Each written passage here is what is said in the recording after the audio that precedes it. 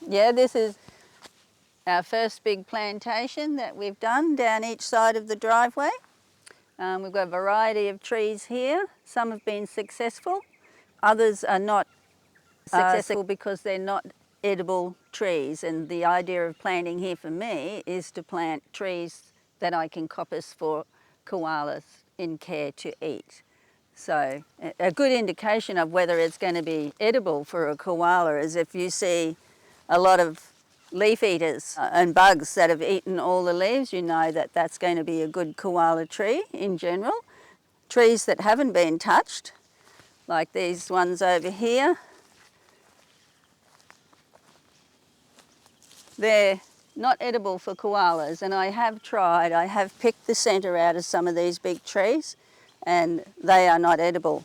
But when these, you can see these are being completely stripped by insects, but if I come along at some time and take a pinch out of that and offer it to a baby koala, it's going to eat that.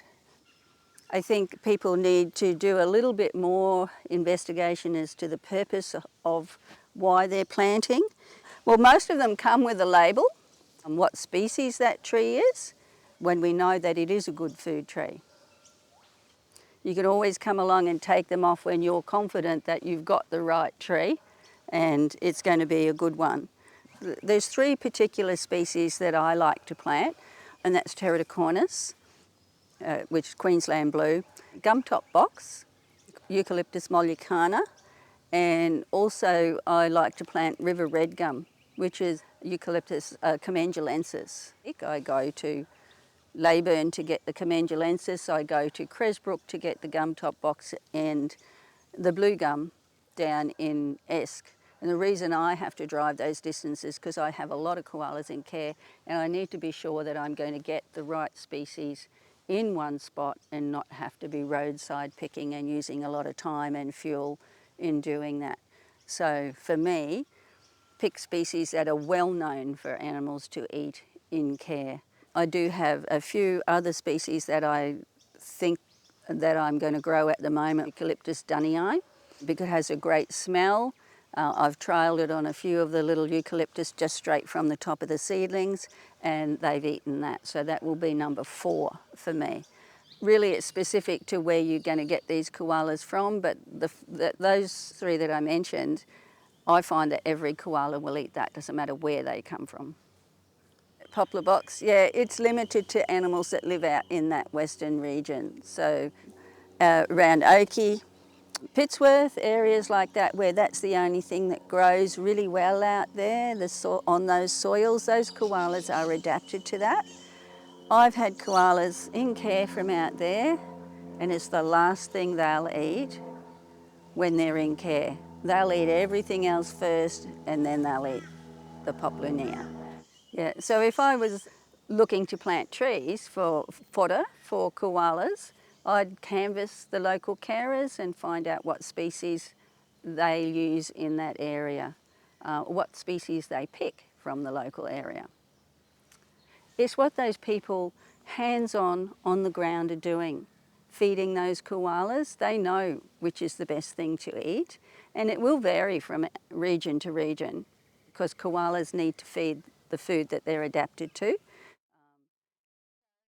After you've planted the fodder trees and they're getting a good height, they're actually getting a nice girth, and you cut this for food, you need to know that that's going to be an edible food.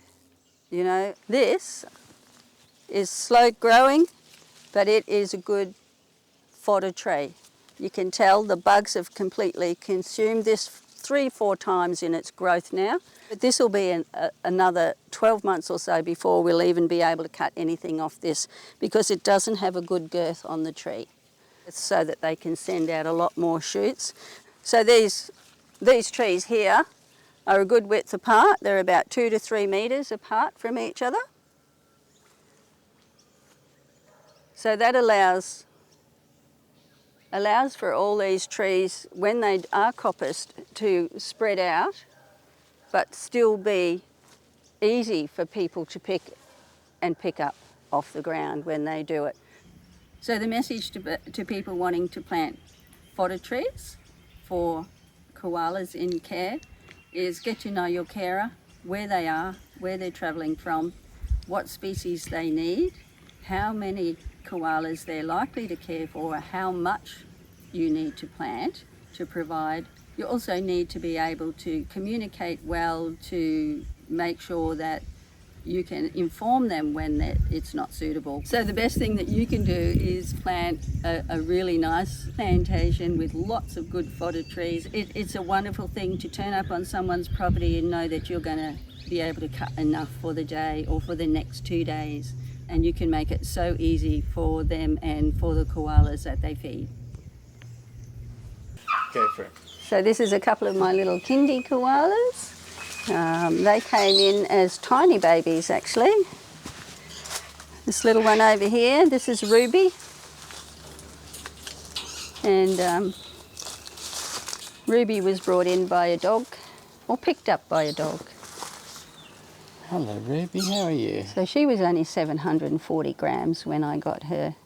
And fortunately the dog actually was a retriever and retrieved her from under a log.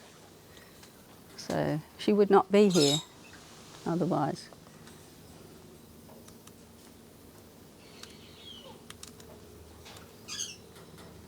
So she's from a Toowoomba region. And then we have in here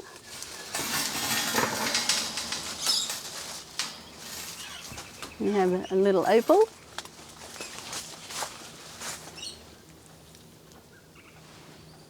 And opal doesn't like people at all, which is good for a koala, not to want to be around humans. And how old is Opal? Opal's about 12 months old now.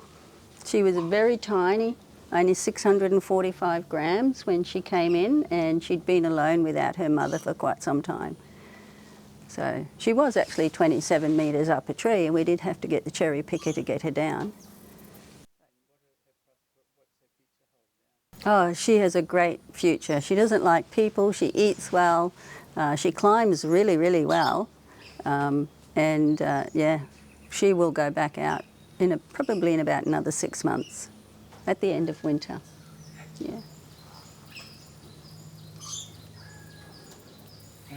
Gotta fix those yet, go for it. This is what's left of Commendulensis, so you can see she really loves this.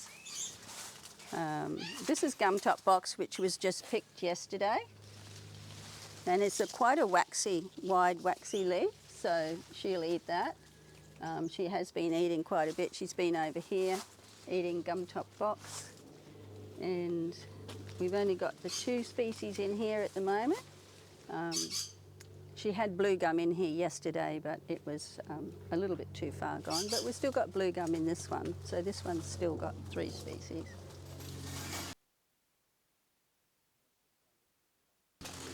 So she's eating a little bit of Commendulensis, and in the back here she's got blue gum around the back here, which she does like, and she's got gumtop box, and you can see she's been over here having a bit of an eat.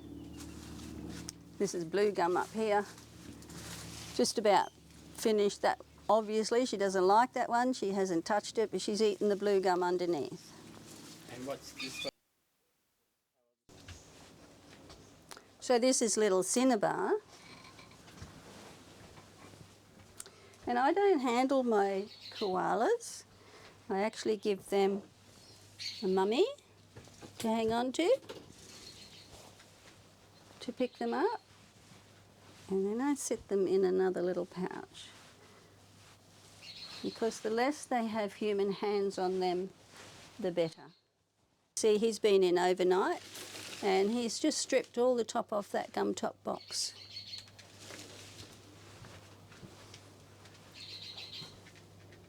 So this is cinnabar.